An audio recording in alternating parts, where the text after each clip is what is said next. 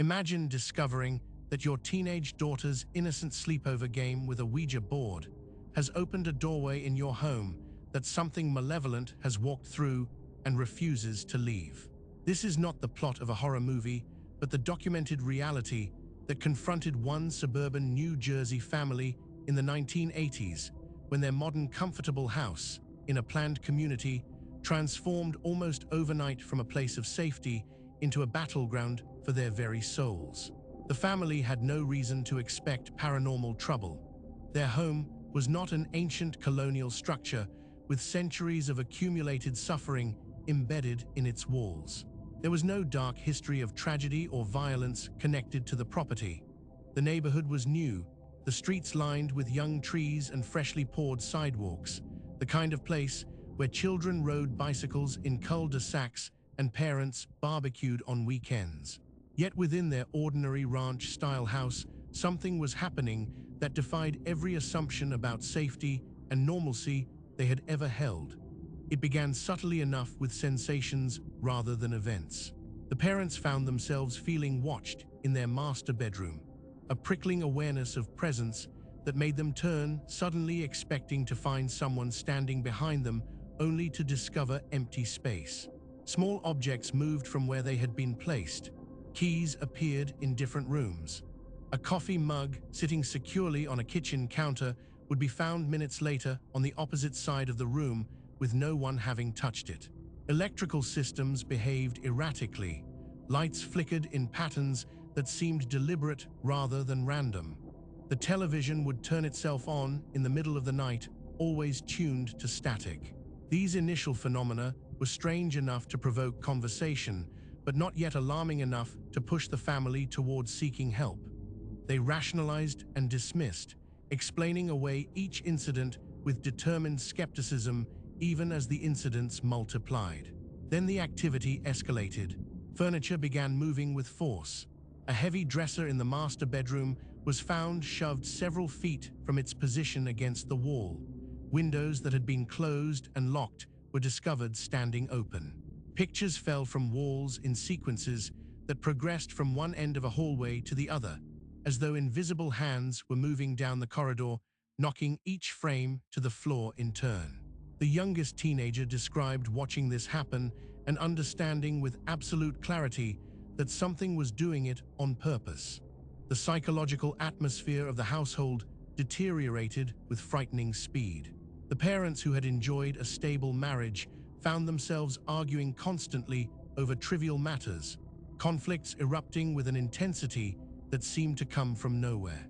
Their voices would rise to shouting before either could understand what had triggered the fight. The children became withdrawn and isolated. Teachers at school noticed behavioral changes and contacted the parents with concern.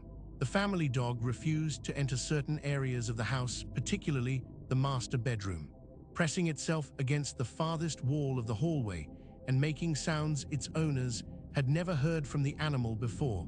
Low, distressed vocalizations that communicated pure fear.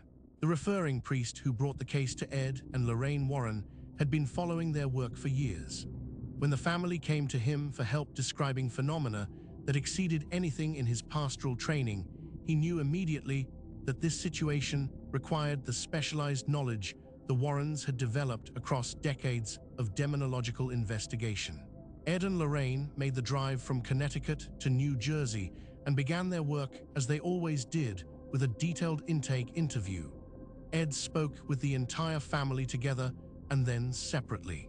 He asked questions that seemed tangential to the haunting itself, questions about changes in the household, about new interests or activities, about anything that had shifted in the weeks before the phenomena began. He was patient and methodical because he knew that families often did not immediately connect their experiences with their potential causes. When he spoke privately with the older teenager, the admission came. 6 weeks earlier at a friend's house, there had been sessions with a Ouija board. The sessions had started as entertainment, teenage girls asking silly questions about boys and school, giggling at the planchette's movements beneath their fingertips. But the tone had shifted. The responses became darker and more specific. The board began providing information it should not have had access to, personal details that disturbed rather than entertained. The sessions had felt increasingly wrong until finally the girls had stopped playing and put the board away. What they had not done was close the contact they had opened. They had simply stopped, leaving whatever they had invited to communicate still connected, still aware of the opening that had been created. The teenager had not told her parents about this. She had not understood that the board was anything more than a game, that the contact established through it could produce real consequences. Ed Warren was not surprised by this revelation. He had documented this exact pattern across dozens of cases. Young people experimenting with communication devices they did not understand, the entertainment giving way to fear, the cessation of sessions without formal closure, and then the progressive appearance of phenomena that demonstrated something had followed them home. Lorraine's psychic walkthrough of the property confirmed what Ed already suspected. The quality of the presence was fresh, not ancient. This was an entity that had arrived recently and was still establishing its territory. It had not been resident in the house for years, slowly accumulating power. It had come specifically because it had been invited, and it was moving quickly to consolidate its position before the household could mount an effective response. This speed of escalation was characteristic of infestations originating in deliberate occult contact rather than passive historical accumulation. When a haunting was anchored in location, embedded in the structure or land through decades or centuries of history, it developed slowly. But when an entity was directly invited, it moved with practiced efficiency, exploiting the opening it had been given. The spiritual intervention required was a formal exorcism focused on removing an entity that had been explicitly, if unknowingly, invited into the household. The referring priest conducted the rite with Ed and Lorraine in their established supporting roles. Ed documented everything, monitoring for physical manifestations and responses. Lorraine maintained protective prayer and communicated her psychic impressions of the entity's resistance and retreat. They began in the master bedroom and the teenager's room, where activity had been concentrated, and then moved systematically through the entire house, conducting a complete blessing. The resistance they encountered was real but not extreme. The entity reacted with agitated withdrawal, the atmospheric pressure in rooms shifting perceptibly as the prayers progressed. Because the infestation was relatively recent, it had not yet anchored deeply enough to mount the kind of sustained defense that characterized decades-long possessions. The entity's hold was still new, still vulnerable to the authority invoked through the ritual. The complete blessing was finished in one extended session. The family reported an immediate change. The heaviness that had pervaded the house lifted, the sensation of being watched released. The master bedroom that had felt oppressive and wrong became simply a room again. The dog that had refused to enter certain areas walked freely through the house without distress. The psychological atmosphere shifted back toward normalcy. Ed Warren used the New Jersey case extensively in his university lectures as the clearest illustration he could offer of the dangers associated with Ouija board use by young people.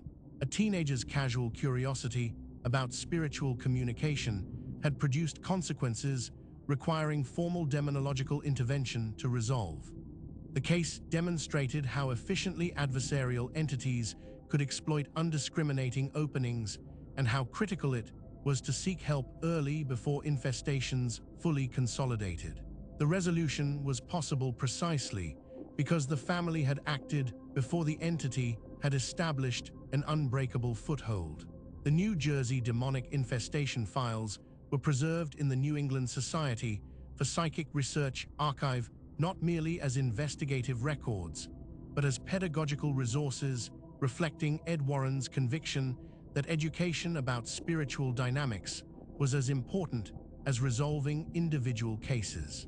The suburban family's modern house in its planned community offered no protection against forces that operated outside material explanation, and their ordeal stands as documented evidence that no home is immune when doors are opened that should remain forever closed. Hashtags. Number Ed and Lorraine Warren. Number demonic infestation. Number paranormal investigation. Number Ouija board danger. Number true horror stories. Number haunted house. Number New Jersey haunting. Number Warren files. Number demonology case. Number supernatural documentary. Number Vanishing Roads. Number real ghost stories. Number paranormal history. Number spiritual warfare. Number horror nonfiction. This story was created with AI assistance based on documented paranormal case files. All events reference real investigations by Ed and Lorraine Warren.